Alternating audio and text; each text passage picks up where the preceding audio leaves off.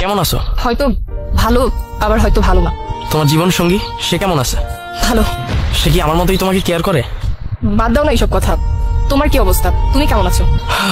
বেঁচে আছি এতটুকু জানি, ভালো কি মন্দ সেটা জানি না, কিন্তু এতটুকু মনে আছে সেই দিনের পর থেকে মুখের হাসিটা হারায় ফেলছি।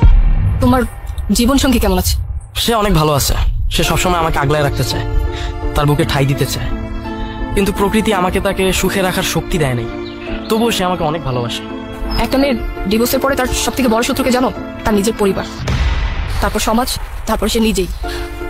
এখন তো নিজেকে নিজের সব থেকে বড় শত্রু মনে হয়। তোমার কাছ থেকে চলে আসার পর থেকে হাসি মুখে দুমুঠো ভাত গলা দিয়ে নামিনি, আর নামাতেও পারিনি। কেন?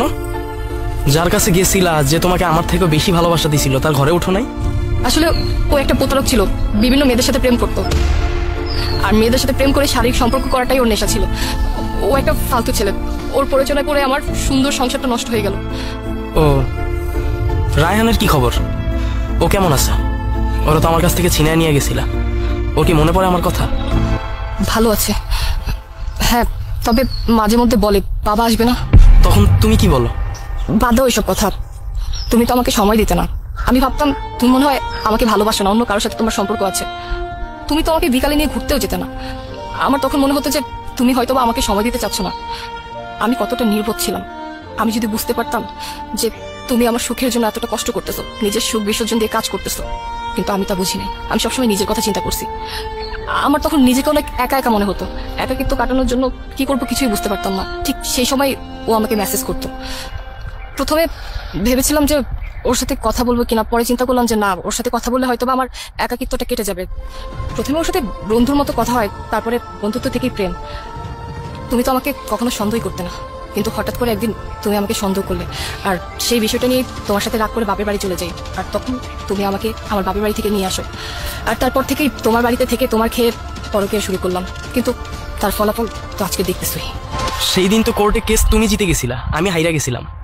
তোমার কাবিনের 5 লক্ষ টাকা তো আমি তোমাকে দিয়ে দিছিলাম। ওই টাকা দিয়ে যদি কিছু করতা, ছেলেটাকে নিয়ে তো ভালো থাকতা। উপরওয়ালা কাউকে ঠকায় না। সেদিন আমি জিতলেও উপরওয়ালার কাছে আমি হেরে গেছি। উপরওয়ালার বিচারে তোমার দেওয়া কাবিনের 5 লক্ষ টাকা নিয়ে রাসেল পালিয়েছে। রায়হান এখন কোন ক্লাসে পড়ে? ক্লাস 1-এ। স্কুলে ওর বাবার নাম কি দিছো? মুন্না। ও, থ্যাংক ইউ। মুন্না, আমাকে একটাবার সুযোগ দেওয়া যায় না? তুমি সেই সুযোগ হাতছাড়া করে ফেলছো। মনে পড়ে সেই দিনের কথা? আমি তোমার পা পর্যন্ত ধরছিলাম আর বলছিলাম রাসেলকে তুমি ভুইলা যাও। আমি তোমাদেরকে একসাথে একটা রুমেও দেখছি, কোনো রিয়েক্ট না করে তোমাকে বলছি আমি সব ভুইলা যাব, তাও তুমি আমার কাছে চলে আসো। আমি যখন রাসেলকে হুঁশিয়ার করলাম, তোমরা আমাকে মারার প্ল্যান করলা।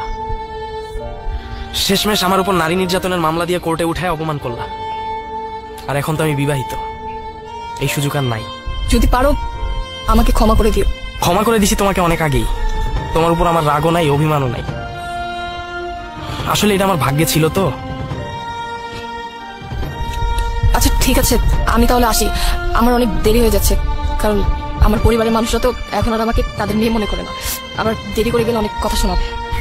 ঠিক আছে, ভালো থেকো আর রায়হানের খেয়াল রেখো।